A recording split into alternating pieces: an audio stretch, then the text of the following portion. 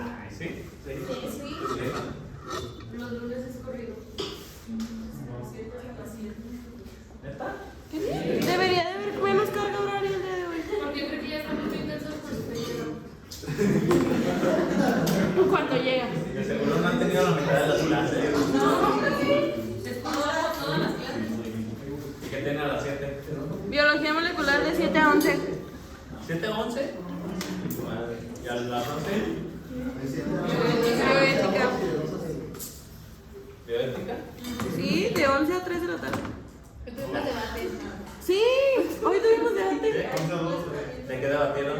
Debate de la reproducción de actividades y restricciones científicas. Ah, cabrón. ¿Cuál fue su conclusión? Ahorita pregúntale a Lalo.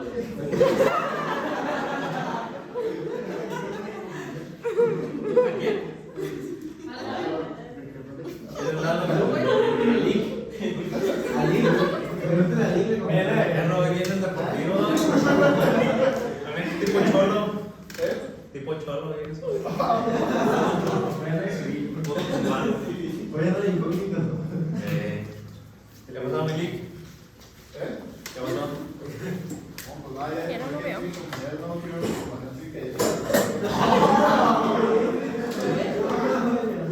¿Les enseñaste hace rato, güey? Sí, obvio. Y una más de clase ahorita. ¿Nos cobró? Que sí nos putea, pero. ¿Te quieren esto? Bueno, pues vamos a avanzar, chicos, ¿sale? La verdad, todos desguanzados. Todo, sí. No, hicimos rápido en chinga. Claro. Vamos a verlo bien. Yo espero. ¿Esta se atora? ¿Ya la repararon? Pues tajo. Muy bien. Pues nos hemos quedado acá, ¿no?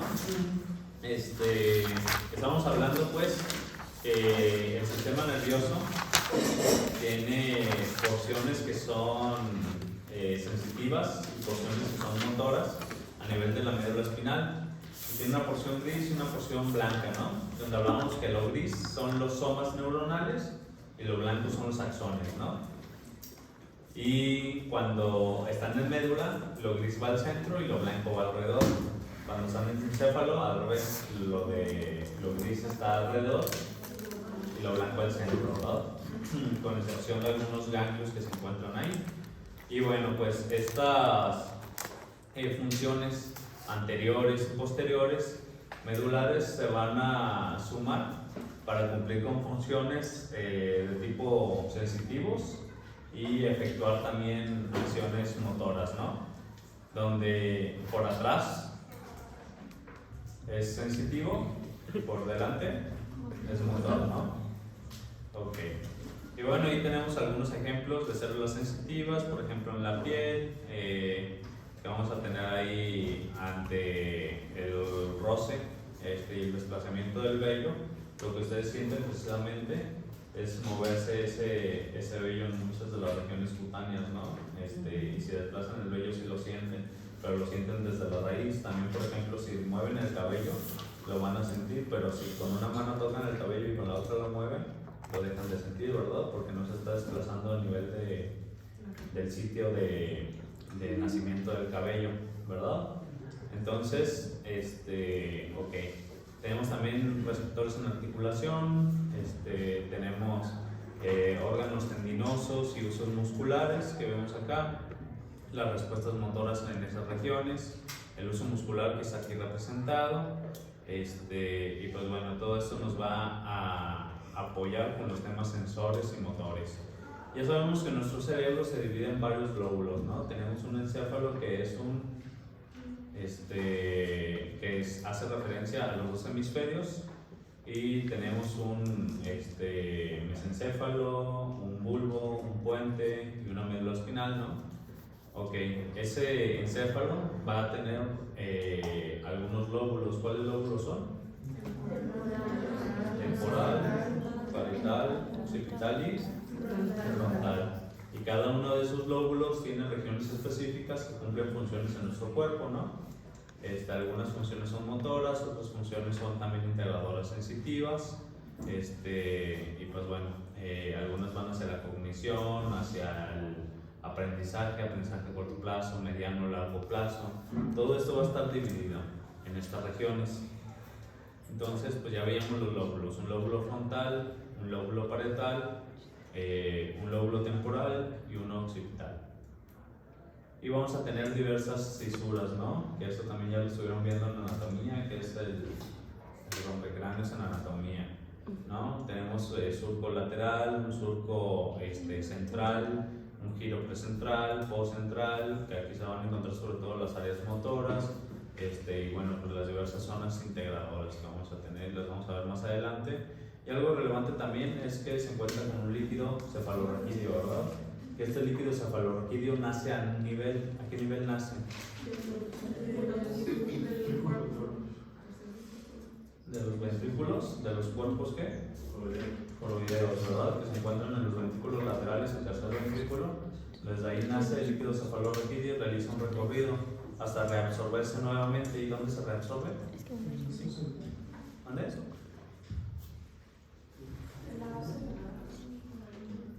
En las subunidades aracnoideas, ¿no? Ok. Ahí se va a reabsorber el líquido. ¿Y el líquido para qué nos sirve a nosotros entonces? ¿Para qué nos sirve el líquido? Como protección, es un soporte, ¿no? Para si nosotros tenemos un trauma que no sea directamente el encéfalo el que está a afectar, sino que hace un soporte con el líquido y se alcanza a resguardar. ¿Para qué más nos sirve?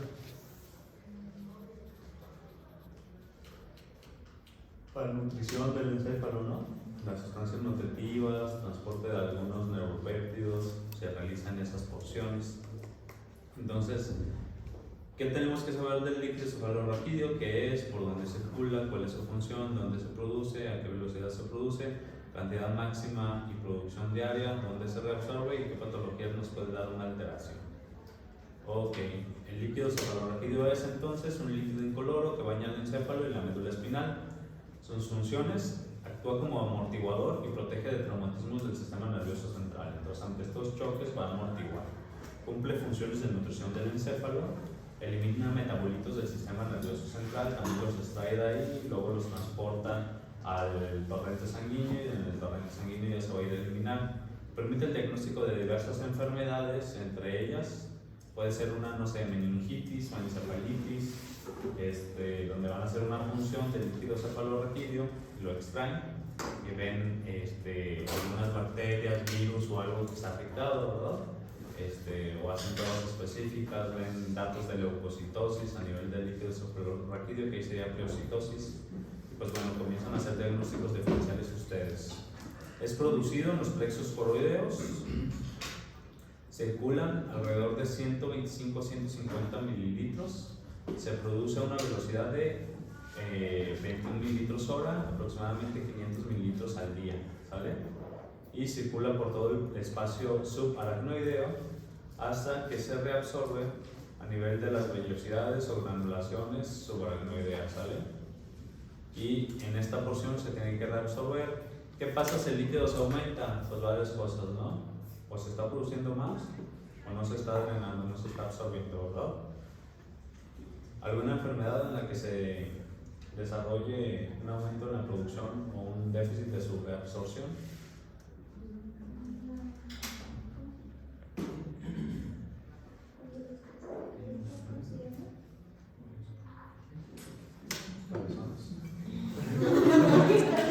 La mollera. ¿Cefalia? Ok. ¿El Alzheimer también? ¿Eh? ¿El Alzheimer también? No, el Alzheimer es una formación de unos ovillos, una proteína no necesaria en el sistema nervioso central. Sí, los cefalios es una verdad donde no se está drenando. ¿Y por qué? Porque se ve obstruido, ya sea en alguno de los conductos que comunican a los diversos ventrículos o no se está absorbiendo como tal, ¿vale? Esa es una de las causas. Ok, y listo con líquido cefalorraquídeo y generalidades de eso, ¿todo bien? Sí. Está sencillo, ¿no? Ok, vamos a empezar con neurofisio, ¿va?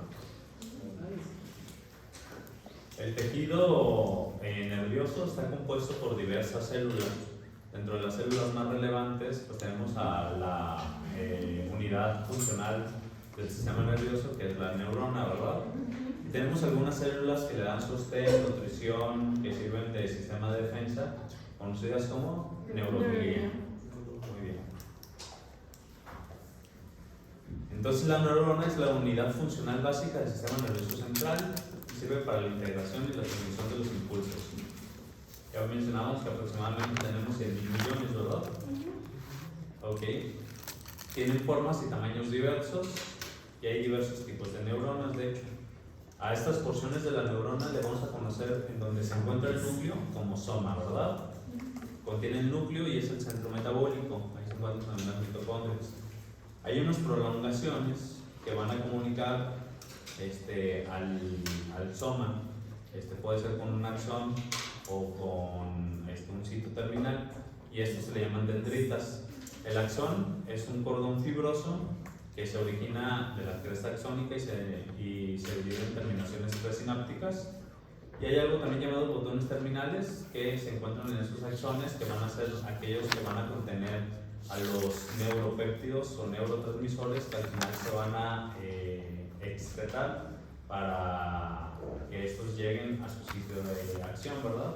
Por ejemplo, cuando estamos hablando de tejido muscular, hablamos de la acetilcolina, ¿no? Y esa acetilcolina se encuentra en botones terminales, y cuando llega el impulso nervioso hace que la suelten y comienza el proceso de despolarización, ¿sale? Ok, entonces ahí en la imagen tenemos un soma neuronal, tenemos algunas dendritas, tenemos los axones y los botones terminales, ¿verdad? ¿Todos de acuerdo? Sí. Vale. Y las neuronas se pueden clasificar de acuerdo a sus condiciones. Pueden ser neuronas unipolares, bipolares, pseudo-unipolares y multipolares, ¿sale? Las unipolares son neuronas que únicamente tienen una prolongación, ¿sale?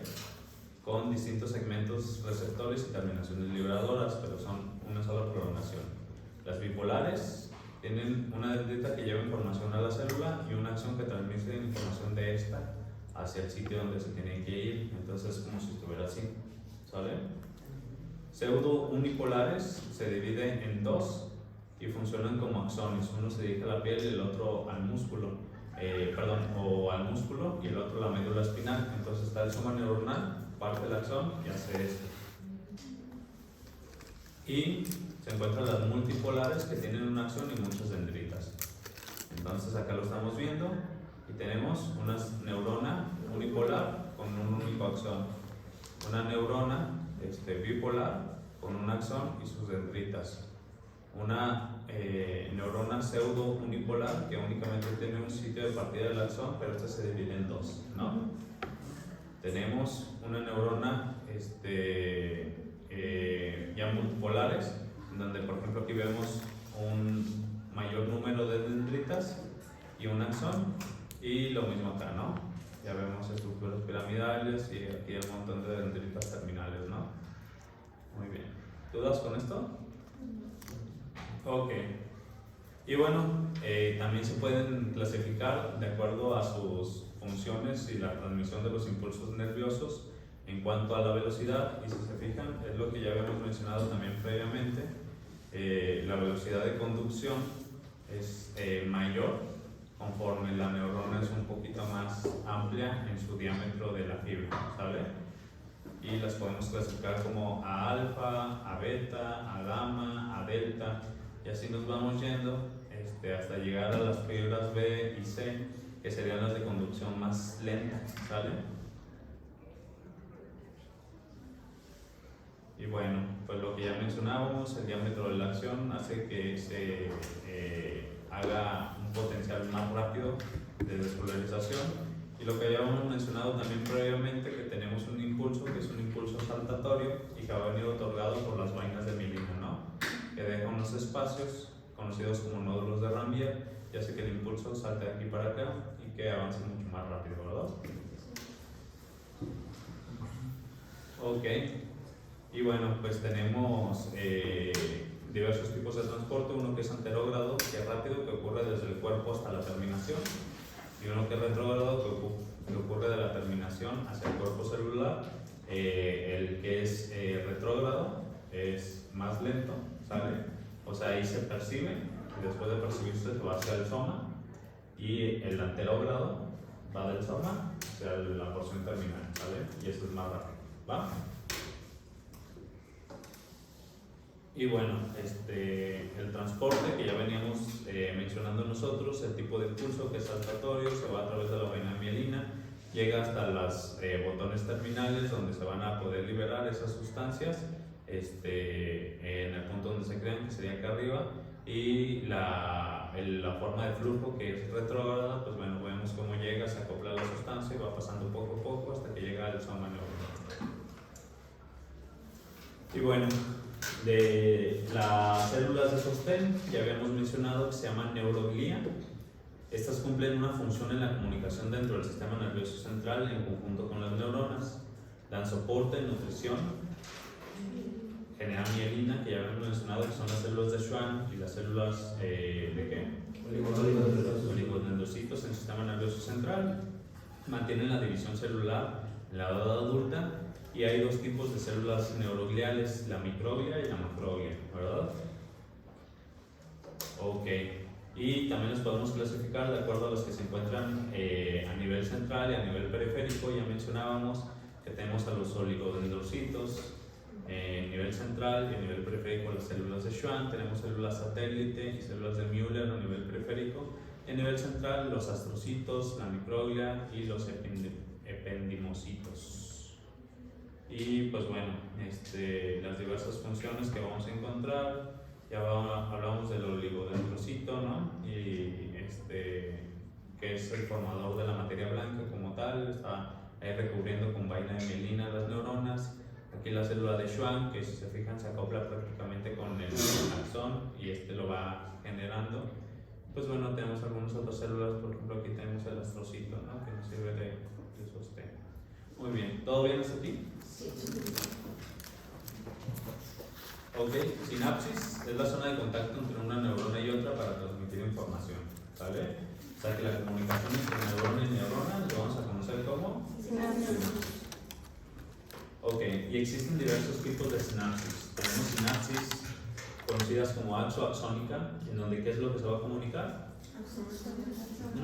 Axodendrítica, axosomática, ok, y dendrítica. Y pues bueno, el mecanismo de conducción también nos va a ayudar a su separación. Existen reacciones químicas y eléctricas que nos van a ayudar a la comunicación entre las neuronas. Las químicas siempre utilizan algún neurotransmisor, ¿verdad? ¿Como cuál neurotransmisor? Acetilcolina es una, noradrenalina, GABA, serotonina, dopamina, ¿sale? Todas estas son neurotransmisores. Unidireccionales son neurona presináptica, genera un transmisor que va hacia la neurona postsináptica, ¿no? Entonces, estas como utilizan un transmisor, tienen que ir de un sitio hacia otro y llevan esa secuencia. Y las eléctricas son uniones de hendidura, están comunicadas. Estas permiten el paso libre de iones entre célula y célula, entonces ahí no es únicamente unidireccional, pasa el estímulo y también puede haber algo de retorno, ¿verdad? Entonces, unidireccionales son las químicas, necesitan un neurotransmisor y estas permiten el paso, están comunicadas célula y célula y hay uniones de hendidura donde están pasando las sustancias de forma constante, ¿no? Los iones. Ok, entonces aquí tenemos comunicaciones con uniones de hendidura. Y acá abajo las apreciamos un poco mejor y vemos cómo están pasando, ¿no? Estos iones desde una neurona hacia la otra, desde una presináptica hacia una postsináptica. Y acá tenemos una de tipo químico, donde tenemos el botón terminal con la vesícula, y esta vesícula va a liberarse y al punto de que se libera llega y se va a acoplar a un receptor o va a pasar a través de un transportador para llegar a la neurona postsináptica y que comience su acción, ¿vale? Ok, para la liberación del neurotransmisor se requieren diversos pasos. Ahí dice primero despolarización de la membrana presináptica, ¿sale? Entonces, la neurona que va a generar la acción, ya sea química o eléctrica, va a sufrir un proceso de despolarización. El estímulo va a comenzar antes, una neurona se va a comunicar con ella, la estimula, la despolariza y comienza, ¿sale? Se abren los canales de calcio dependientes de voltaje y estos al abrirse, pues bueno, llevan a que el calcio se una a las vesículas de secreción, ¿sí? Y prácticamente es como si necesitaran ustedes mucho pegoncito, llega, se pega y una vez que se pega, el calcio lo puede transportar para llegar hasta su exocitosis, ¿sale? Entonces, por eso el calcio es fundamental en este punto. Las vesículas sueltan su contenido, el contenido se libera al espacio intersticial y este llega y hace su acción en un receptor o pasa a través de un canal, ¿sale? Ok, la cantidad emergente de transmisor es directamente proporcional con los iones de calcio que ingresan, precisamente entonces ingresa el calcio, una vez que ingresa el calcio llega a la vesícula, entonces se suma y lo transporta hasta la excreción, ¿no? Ok, entonces si hay 100 vesículas, si se meten 50 de calcio, 50 vesículas se sacan, ¿sale? Si se meten a 100 de calcio, entonces 100 vesículas se sacan. Entonces es directamente proporcional a la cantidad de calcio que va a entrar a la neurona que se está despolarizando, ¿sale? ¿Eso también va a determinar la velocidad de la sinapsis o eso es independiente? No, es independiente, eso sería la fuerza de la acción o la respuesta que va a despertar. Ok, entonces, pues bueno, están las vesículas de secreción y las vesículas pues liberan, ¿no?, su sustancia. Esta llega, se acopla a un receptor, el receptor puede llevar a modificaciones de la membrana en donde se van a generar también unas vacuolas de endocitosis y van a hacer que la sustancia pase hacia adentro de la célula, ¿no? Y bueno, la acción de la sustancia transmisora en la neurona posináptica, esta va acompañada de diversos mecanismos de acción. Tenemos proteínas receptoras en la membrana y van a tener generalmente estas proteínas receptoras dos puntos, ¿no? Un componente de unión y un componente intracelular, ¿sale? ¿Qué es esto? Pues básicamente es como si pusieran ustedes como unas manitas. Les dibujo un poquito de todo el rollo, pero creo que si lo leyeron está sencillo. Está la membrana y el receptor. Ok, y tiene una porción que es única, ¿no? Y que es capaz de reconocer a cierta sustancia únicamente. Entonces, únicamente la sustancia que tenga esa forma llegaría y se acopla. Una vez que se acopla, dependiendo del tipo de receptor que vaya a ser, este puede abrirse y la sustancia pasa, o puede ocuparse y despierta una acción, ¿no? Y la acción se da por la parte intracelular, que lleve, no sé, una fosforilación o que lleve algún proceso en donde aquí se desprende cierta porción, se va al núcleo, en el núcleo se crea otra sustancia y se viene a la membrana, ¿no?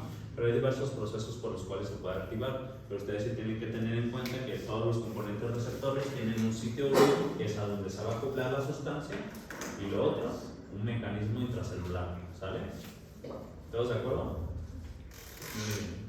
Controlan la apertura de los canales iónicos de dos formas: receptores ionotrópicos y receptores metabotrópicos, ¿no? Los ionotrópicos es directamente al acoplarse en el receptor, se da la apertura de un canal, ¿sale? Entonces se da la apertura de canales de sodio, de calcio, de potasio, de cloro, o puede ser que se acople por alguna causa. Llega la sustancia al receptor. Una vez que se integra el receptor, hay procesos metabólicos como la utilización de diversas sustancias, entre ellas,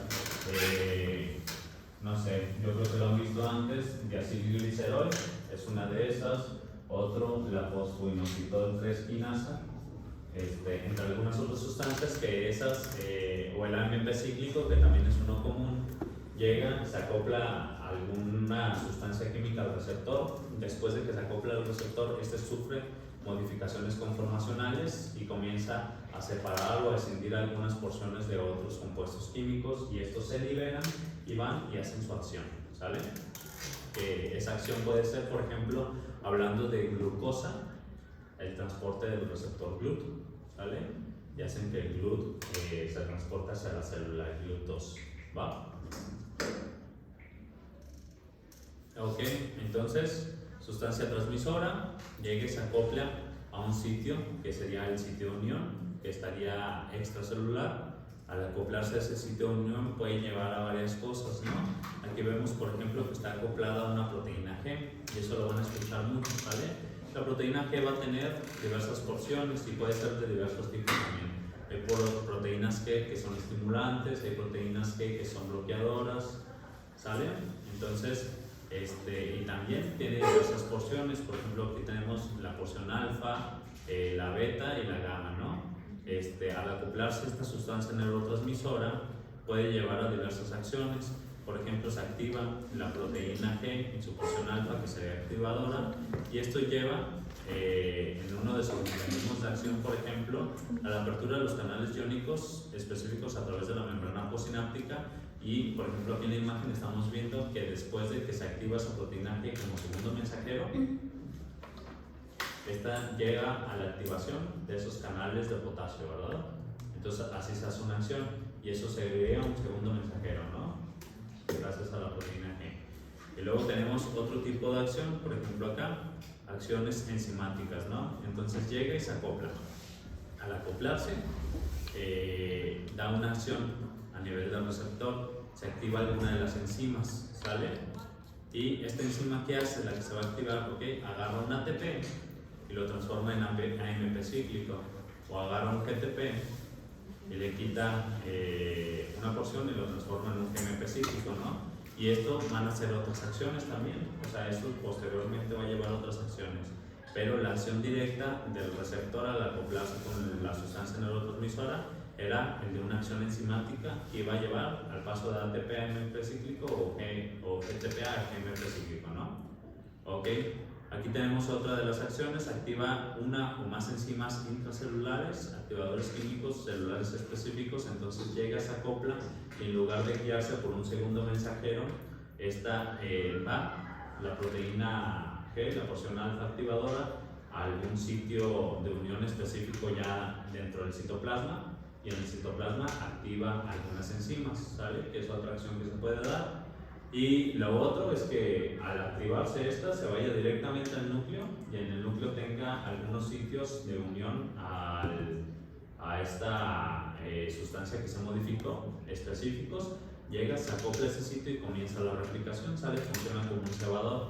Entonces ustedes van a tener esas distintas formas de cumplir una función mediante un receptor. ¿Todos de acuerdo? ¿Sí quedó claro? ¿De verdad o no? Profe, esto es como los mecanismos de los virus que se acoplan a la célula y luego se meten más al núcleo y hacen que repliquen. Ok, los virus generalmente tienen como una porción que es reconocible, ¿no? Que se puede internalizar, por ejemplo, y algunas de las células tienen tropismo por este tipo de virus, por ejemplo el virus del VIH, ¿no? Que va a tener ciertas proteínas que se expresan que hace que sea reconocible y una vez que lo reconoce hace una catástrofe intracelular y termina haciendo un inmunocompromiso a los pacientes, ¿no? Es algo no igual, pero sí similar, o sea, al final está el receptor que hay y al acoplarse la sustancia va a llevar a un cambio en su conformación o en su función, ya sea que abra un canal, ya sea que utilice alguna proteína o que haga algo, un segundo mensajero para cumplir una función dentro de la célula, ¿sale? Y esto depende mucho también del tipo de sustancias que se van a utilizar. Por ejemplo, las proteínas atraviesan o no atraviesan la membrana.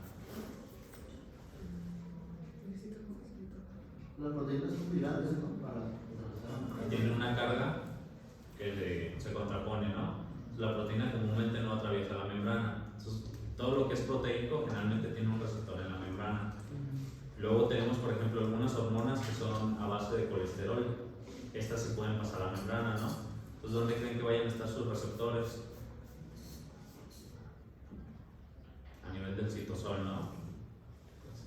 Entonces, dependiendo del tipo de sustancia, es donde se van a encontrar esos receptores, pero los de membrana generalmente son para sustancias peptídicas que se pueden reconocer, ¿sale? ¿Alguien más? ¿Sí quedó claro con ustedes? ¿Todo? ¿Nancy? ¿Sí? Profe, entonces se podría decir que consiguen entrar porque engañan de alguna forma los receptores con proteínas que son reconocibles. ¿Qué? ¿Los virus? Ajá. O alguna de las porciones que tienen, ¿verdad? O sea, son identificables. Entonces, dependiendo del mecanismo también en el cual actúen los virus, ¿verdad? También hay algunas bacterias que viven dentro de las células, que ese es su punto, o sea, y para poderse desarrollar necesitan el ARN o el genoma de la célula humana. Entonces, también depende de esos mecanismos, o algunos de estos reconocen a porciones de las células y es conforme pueden entrar. Pues depende mucho el tipo de virus o bacteria. Ok, gracias. A ti. ¿Todos los demás? ¿Bien? ¿Todo bien, bro?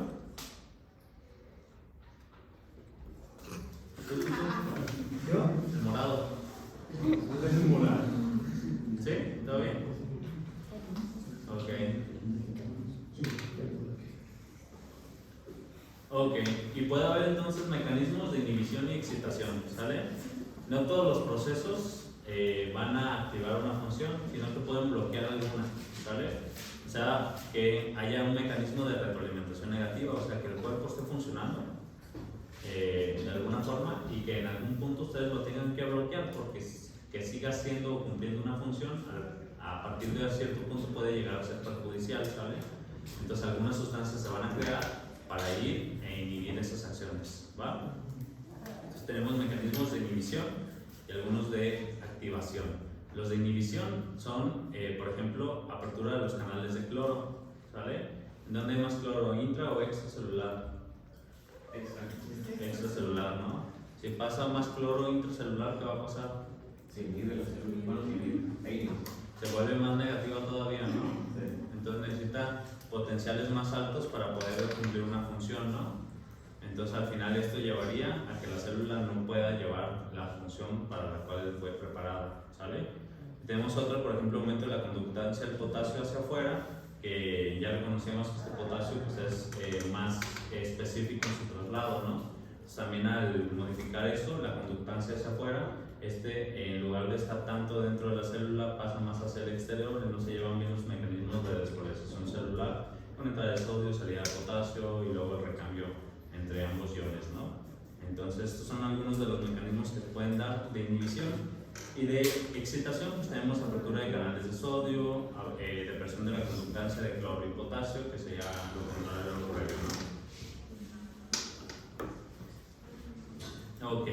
¿Cuáles son las moléculas capaces de despolarizar las neuronas? Pues ya les mencionaba que existen varias, por ejemplo, acetilcolina, que ya la habíamos visto en la porción muscular también, ¿no?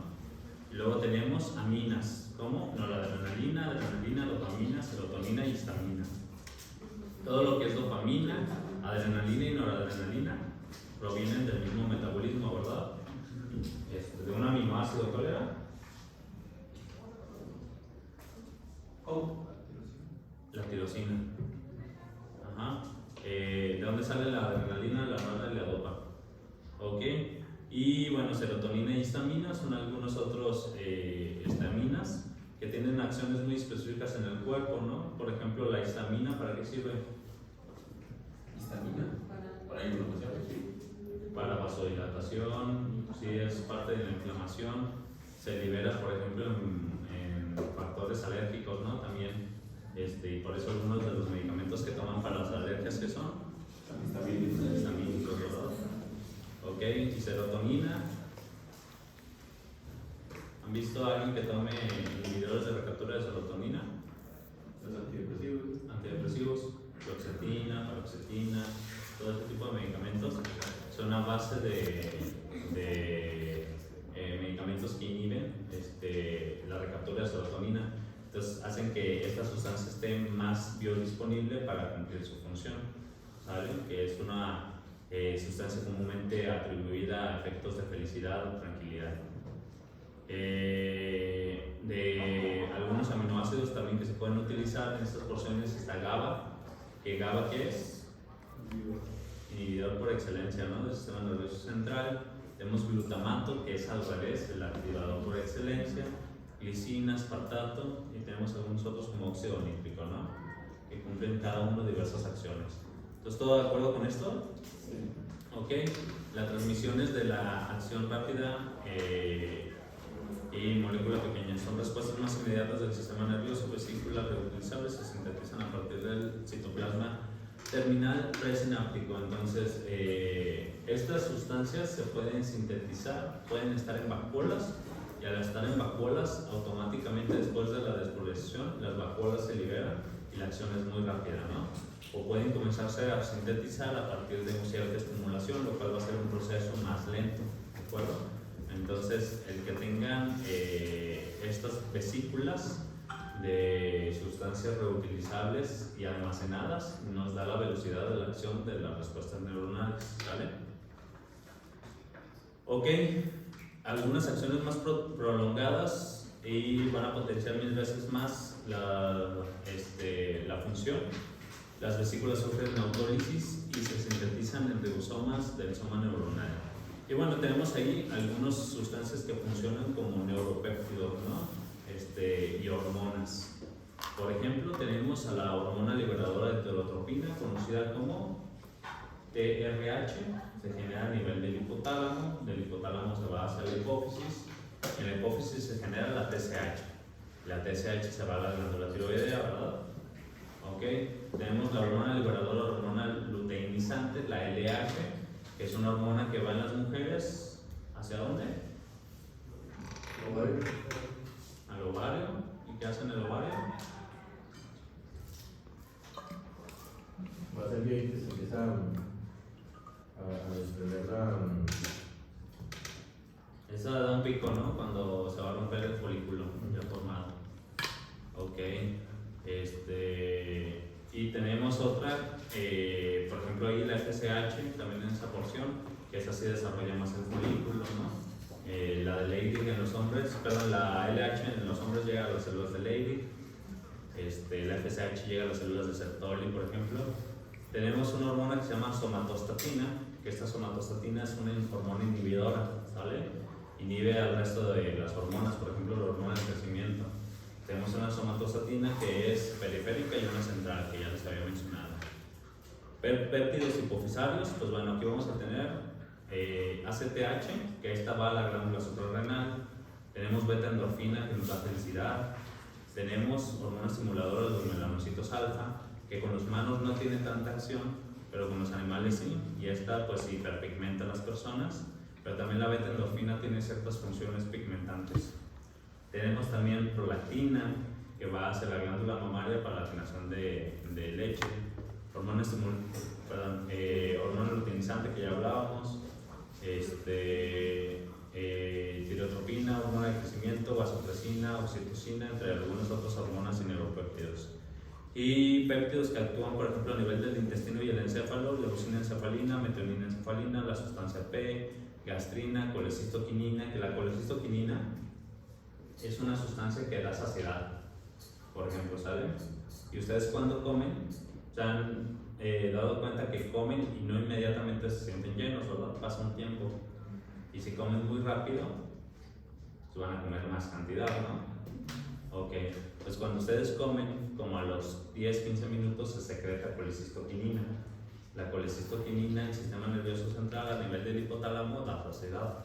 Entonces, en parte, ese nivel de saciedad que llega a los 15-20 minutos es otorgado por esta hormona. ¿La grelina hace lo mismo? ¿Cuál? La grelina. La grelina, sí. GH grelina, ¿no? ¿Qué más tenemos? Péptido intestinal vasoactivo, que genera vasodilatación a nivel del intestino. Factor de crecimiento nervioso, factor neurotrópico derivado del cerebro, neurotransina, insulina, glucagón, entre algunas otras. Y procedentes de otros tejidos, la angiotensina 2, que promueve la secreción de vasopresina, por ejemplo. Bradicininina, que es una sustancia asociada también a dolor. Tenemos carnosina, péptidos del sueño, calcitonina, que es una hormona generada por las células C de la glándula tiroidea, entre algunas otras sustancias, ¿sale? Entonces, neurotransmisores y péptidos, va a haber un montón que tenemos que conocer, ¿sale? Y bueno, los fenómenos eléctricos que ya habíamos estado mencionando, pues la neurona va a tener un potencial o una carga electronegativa, ¿no? Al inicio. ¿Cómo iba a estar esa membrana de la neurona?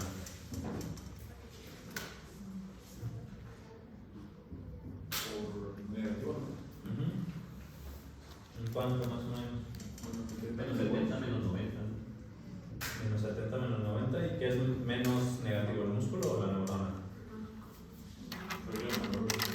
La neurona, ¿verdad? La neurona es un poquito menos, ¿no? Menos 65, menos 70 aproximadamente, y el músculo un poquito más.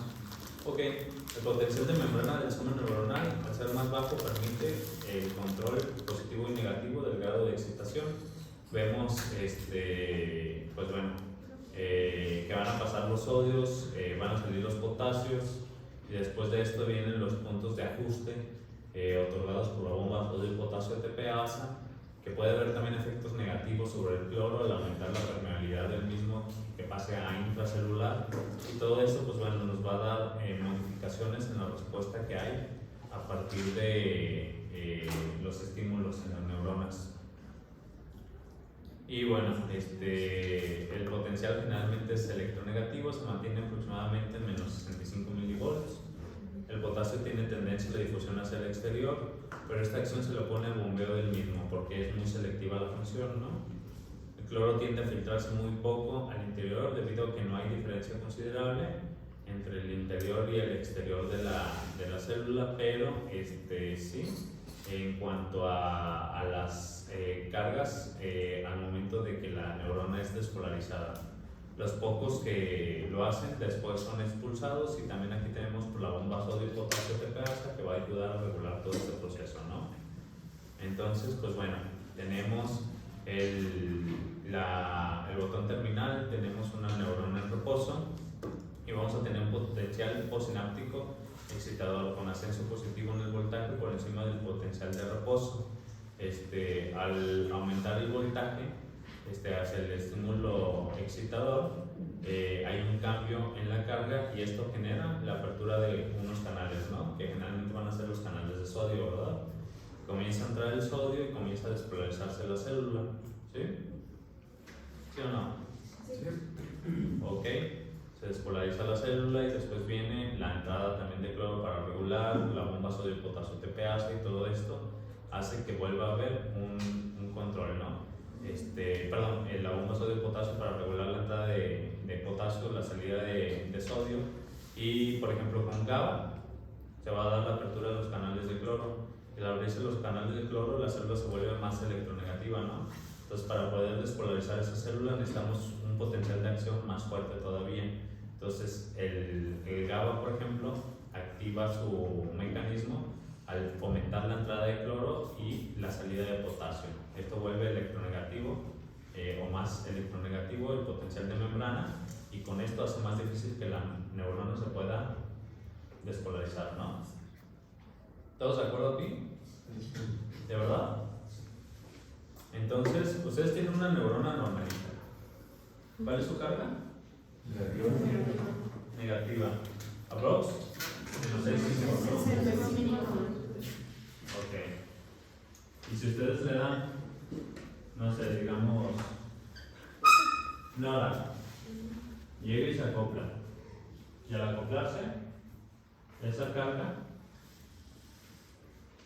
¿qué pasa? Es más positiva. Y al pasar esto,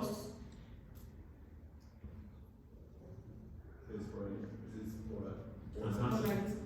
¿Y qué se abren? Y comienza a entrar, ¿no? Y luego esto va despolarizando y se va a hacer la acción, ¿no? Ok.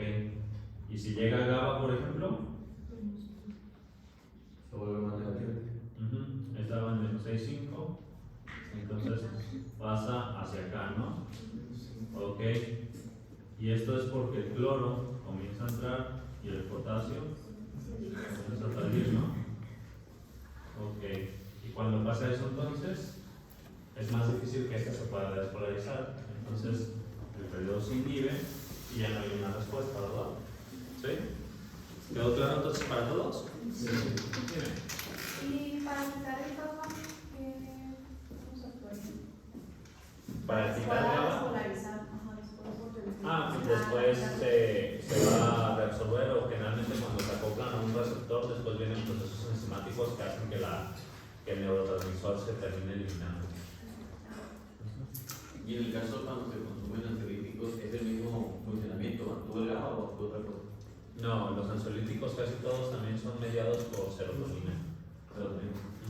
La mayor parte de los ansiolíticos. De hecho, el tratamiento antidepresivo y ansiolítico va muy de la mano por la prevalencia de las dos enfermedades y los mecanismos con los cuales se propician. Y en ocasiones se les da alguna terapia dual con ellos, con inhibición de receptores de serotonina, más algo más dopa o noradrenalina o algo más, dependiendo también del mecanismo de acción del fármaco. Ok, y características especiales sobre la sinapsis. Existe algo que se llama fatiga de la transmisión sináptica, algo que se llama efecto de la acidosis o alcalosis sobre la neurona, efecto de la hipoxia, efecto de los fármacos y retraso sináptico. Ok, ¿qué es la fatiga de la transmisión sináptica? No es cuando acaba de cubrir una despolarización que tiene que volver a desconectar. Y además, todo lo que está haciendo la neurona o los estímulos se van a agotar, ¿no? Ya veíamos que estos procesos son eléctricos o químicos, pero es agotable la mayor parte de los mismos. Entonces estos en algún punto pueden llegar a generar fatiga por la falta de... ¿Vale? Tenemos el efecto de la acidosis o alcalosis. Todas estas modificaciones en el pH van a generar en algún punto que las proteínas no funcionen bien, ¿no? Sobre todo a ese nivel proteínico.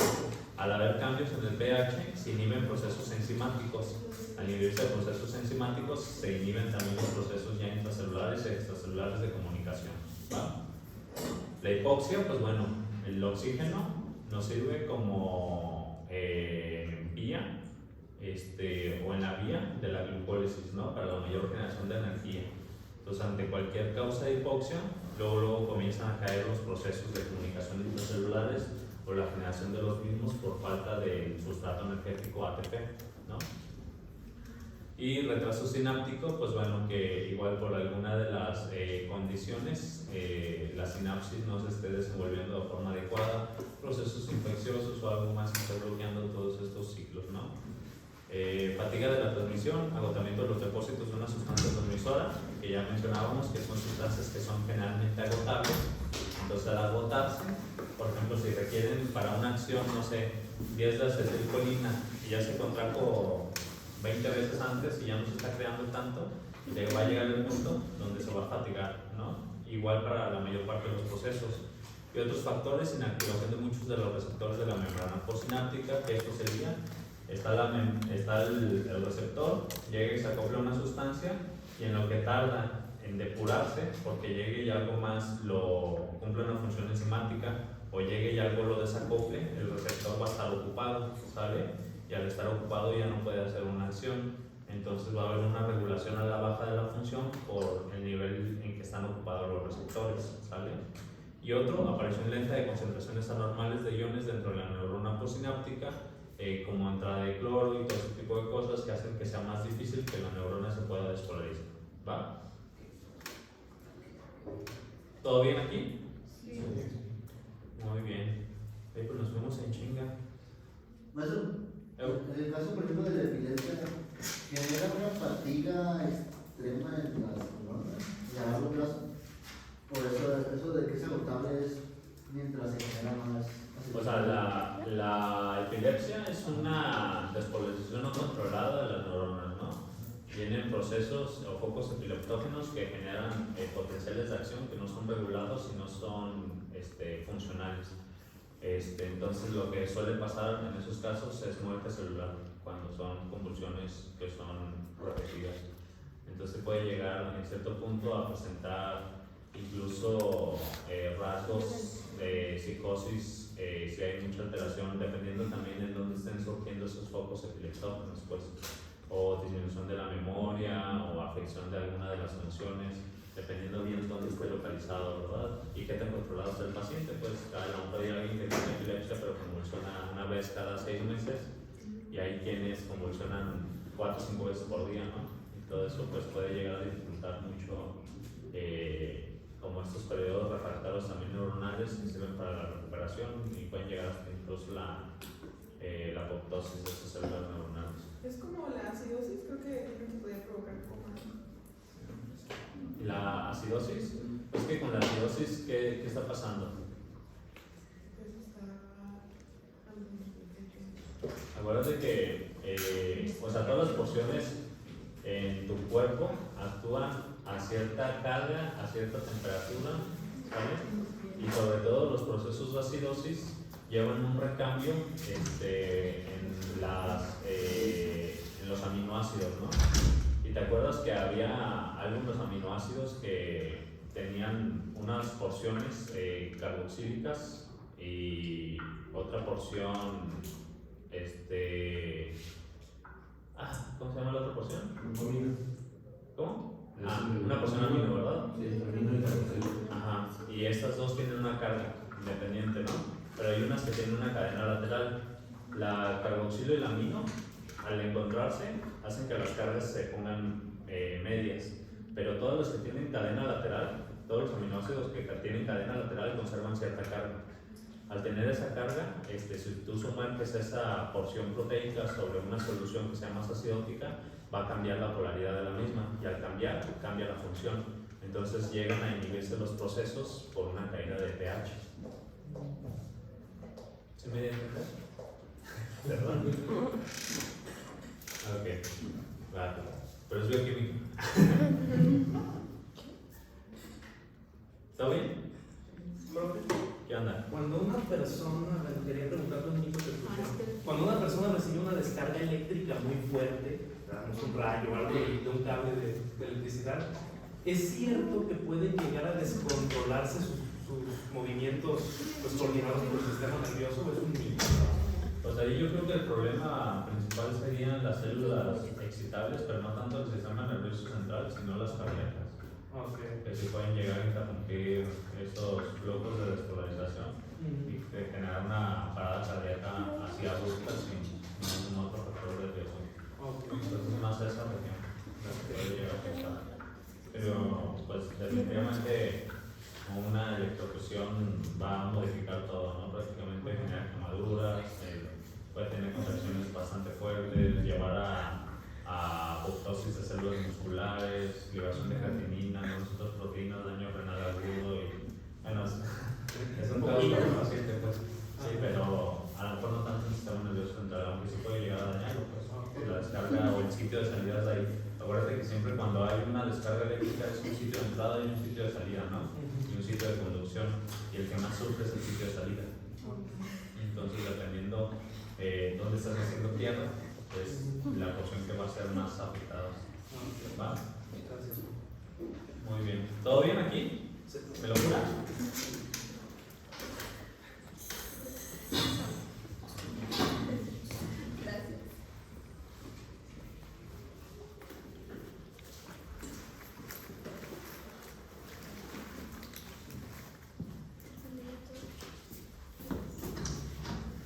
¿Tiene ir al baño o algo así?